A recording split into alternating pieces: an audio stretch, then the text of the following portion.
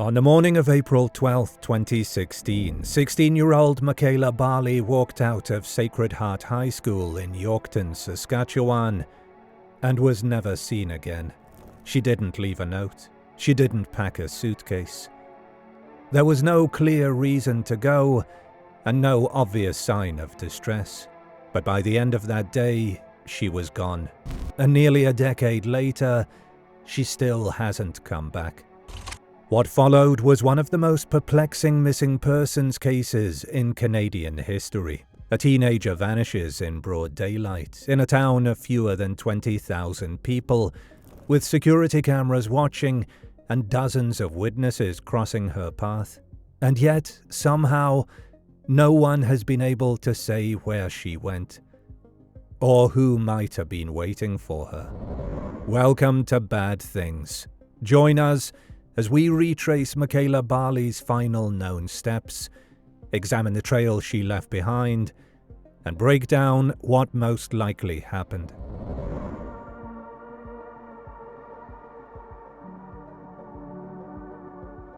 April 12, 2016 started out like any other school day in Yorkton, Saskatchewan.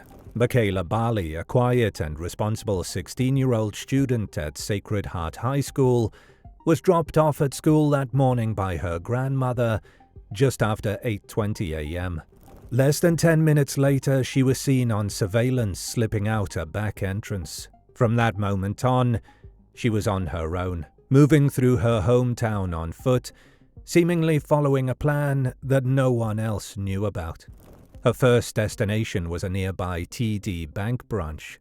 At 8:51 a.m., cameras recorded her pacing outside the building, speaking on her phone. When the bank opened at 9, she entered and withdrew $55. The amount raised questions later, especially after investigators discovered that Mekayla had previously told friends she had saved over $5,000. Her actual balance was far lower. From there, she walked to Terry's Pawn and Bargain, a few minutes away. At approximately 9:10 a.m., she attempted to sell a small silver ring. The shop owner declined, explaining that the ring didn't carry enough value. Mekayla didn't argue. She simply thanked him and left. By 9:20 a.m., she had entered a nearby Tim Hortons, a spot she was known to frequent. She bought a drink and sat down in a booth facing the front entrance. Over the next hour, her behavior was described as distracted and anxious. She repeatedly glanced toward the doors as though expecting someone to arrive. At one point, she left the restaurant through one exit and came back through another, only moments later. Witnesses later recalled seeing her on her phone, texting and scrolling. At 10 a.m., she sent a message to a friend that read, "Hey, I need help." But before the friend could respond, Mekayla followed up with, "Never mind, I figured it out." Investigators would later characterize those messages as significant, but they declined to elaborate further on their context. She stayed at Tim Hortons until around 10:45 a.m., though her movements in this period were somewhat erratic. At one point, she approached a woman seated nearby and asked if she would help her rent a hotel room. The woman declined, and later told police she didn't understand why the teenager would need a room at that hour on a school day. Mekayla offered no clear explanation. At 11 a.m., Mekayla left the restaurant again. What she did over the next hour is unknown. Surveillance footage does not account for her whereabouts between approximately 10:45 and 11:55 a.m.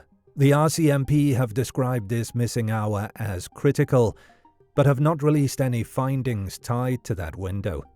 Just before noon, she returned briefly to Sacred Heart High School. Inside the building, she ran into two fellow students, Ali and Jenik, who later reported that Mekayla appeared rushed and distracted.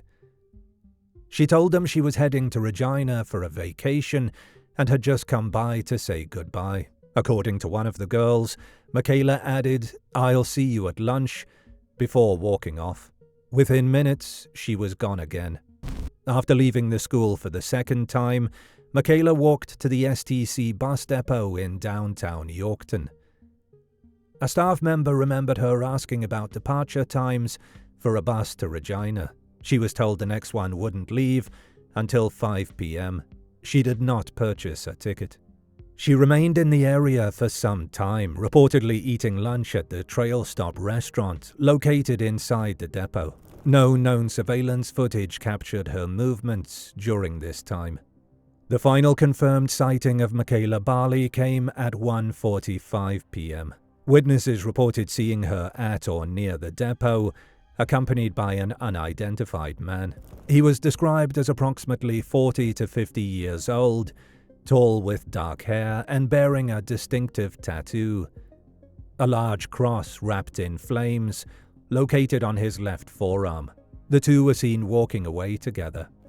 By the time her grandmother returned to Sacred Heart at 3:40 p.m. to pick her up, Mekayla was already long gone. She missed her violin practice at 4 p.m., something her family immediately flagged as deeply out of character. When they couldn't reach her by phone and learned she hadn't attended any classes, they began searching local spots. By 7 p.m., her mother filed a missing persons report with the RCMP. From that moment forward, the search for Mekayla Bali began. But despite hundreds of tips, interviews, and searches, no one has been able to explain what happened after 1:45 p.m. or where Mekayla went.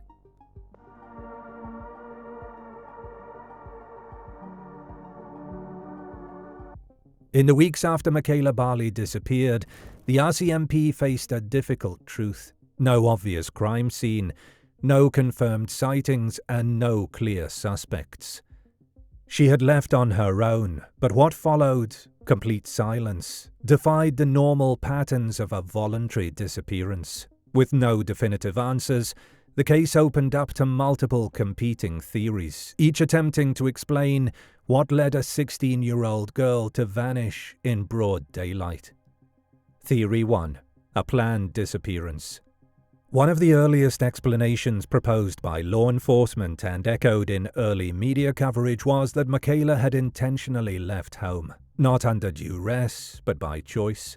Her decision to walk away from school, her stops at the bank and pawn shop, and her inquiry about bus schedules all suggested, at first glance, a girl making arrangements to go somewhere. The idea was that she may have decided to leave Yorkton and start over elsewhere, perhaps in Regina, as she had mentioned to classmates. A former classmate told reporters, "I know it was her decision to leave that day." Another student remembered Mekayla talking about wanting to live in a bigger city, not as a serious plan, but as a recurring comment. But that theory quickly drew skepticism. Her family has strongly rejected the notion that she ran away, emphasizing how unprepared she was for any long-term move. Her daily medication, personal items, and emergency cash, over $800 kept at home for her, were all left untouched. Her mother, Paula Bali, told CBC she didn't take any of the things she would have needed if she was planning to be gone. Still, in the absence of violence or signs of coercion, some continue to view this as a plausible, if incomplete, explanation. Perhaps she intended to disappear temporarily, not permanently, and something happened along the way. Theory 2. Abduction or trafficking by a stranger. Another possibility is that Mekayla was approached by someone she didn't know, a stranger who saw an opportunity and acted on it. She spent most of the day alone in public, walking between businesses and sitting for long stretches at places like Tim Hortons and the downtown bus depot.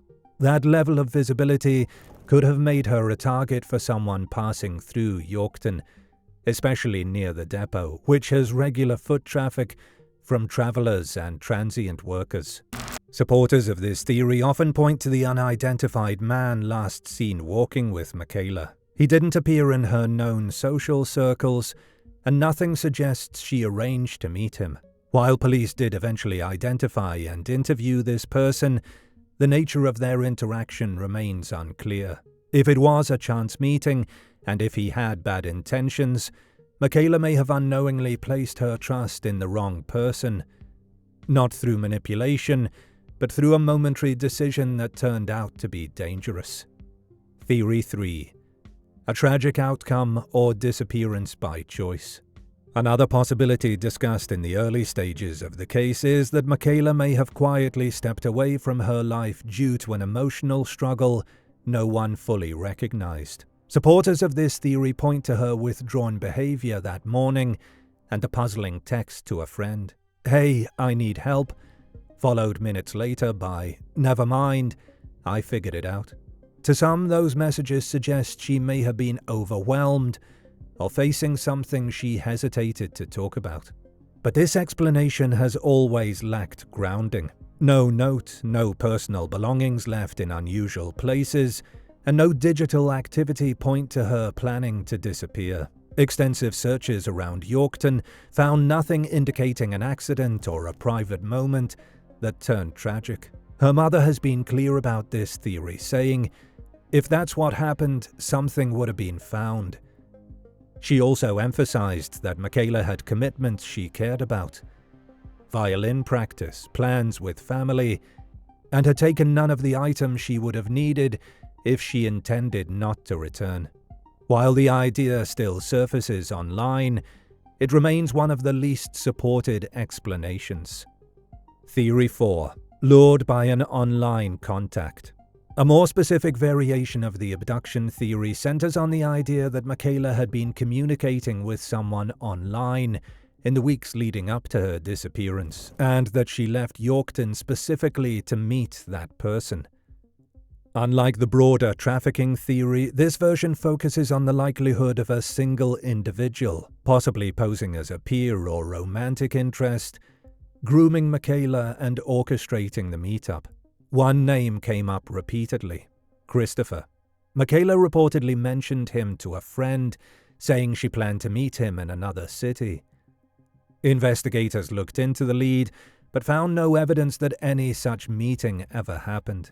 Whether Christopher was a real person, an alias, or something else remains unclear. This theory draws strength from how calculated some of Mekayla's actions appeared, checking her bank account the night before, attempting to gather money, and walking through town with a travel backpack instead of her usual school bag. Her movements weren't aimless. They seemed tied to a schedule only she understood. At the same time, skeptics point out that if she was lured by one individual, she would have needed to arrange travel. And yet she bought no bus ticket, didn't take her passport, and left behind items essential for any longer journey. That contradiction has prevented this theory from gaining universal acceptance, even as it remains one of the most widely discussed.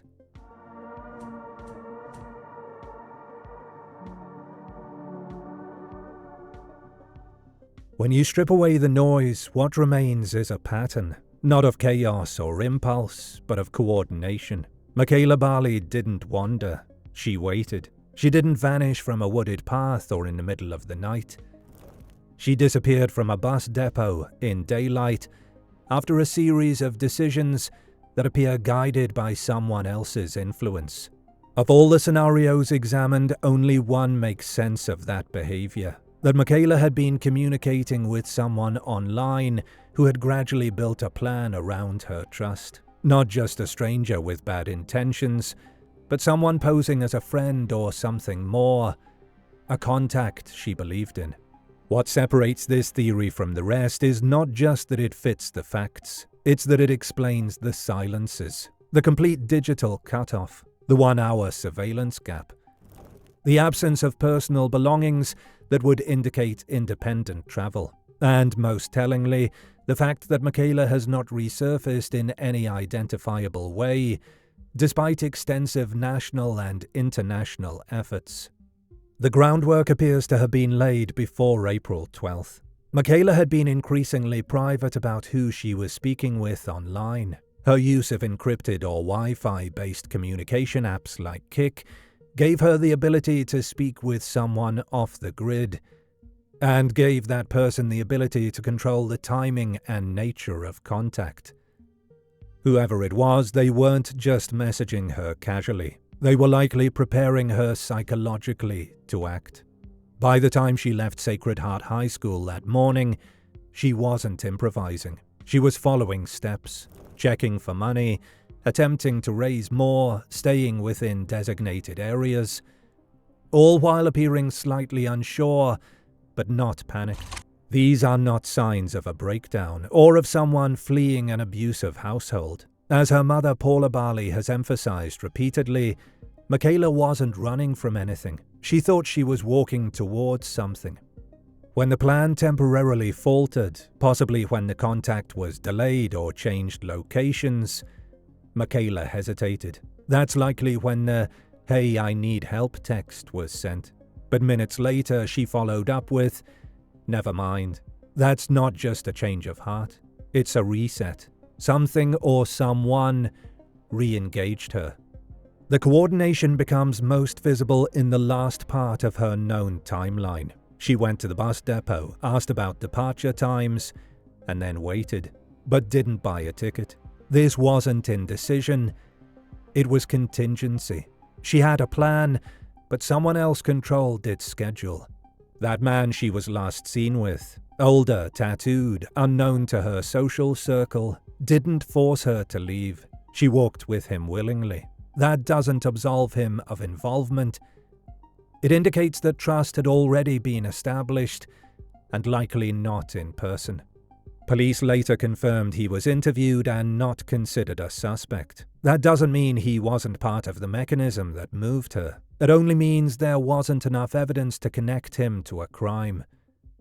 But circumstantially, that moment, 1:45 p.m., walking away from the depot with someone not linked to her regular life, marks the point at which Mekayla stopped acting independently.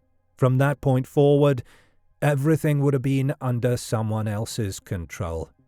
The most likely scenario then is that she had been groomed by a person or people who used emotional leverage to isolate her. This doesn't require a trafficking ring or a sophisticated operation. It requires access, patience, and the ability to convince a teenager to take the first step. After that, it's simply logistics. The lack of sightings since can be explained through movement and manipulation. If she was relocated quickly, especially into an urban area or across provincial lines, it's plausible that even motivated tips would fail to locate her. Reports of possible sightings in Vancouver, Calgary, and the US Pacific Northwest suggest she may have been moved. None of those tips have led to confirmation, but their consistency, young woman, never alone, resembling Mekayla, follows a pattern common in trafficking cases. It's also worth considering that if she was alive in the weeks or months that followed, she may not have had control over her communication. The absence of digital footprints, no banking, no posts, no calls, is nearly impossible to replicate unless someone else is actively preventing contact. Mekayla's disappearance doesn't need a dozen variables to make sense. It only needs one: that she believed someone cared about her, and that belief was exploited. She didn't fall through the cracks. She was pulled out of view, carefully, quietly, and with enough planning to keep her missing nearly a decade later. Do you want to bring bad things with you wherever you go? Our episodes are now available as a podcast. Look us up on your favorite podcast app and listen to the most truth-seeking true crime podcast out there.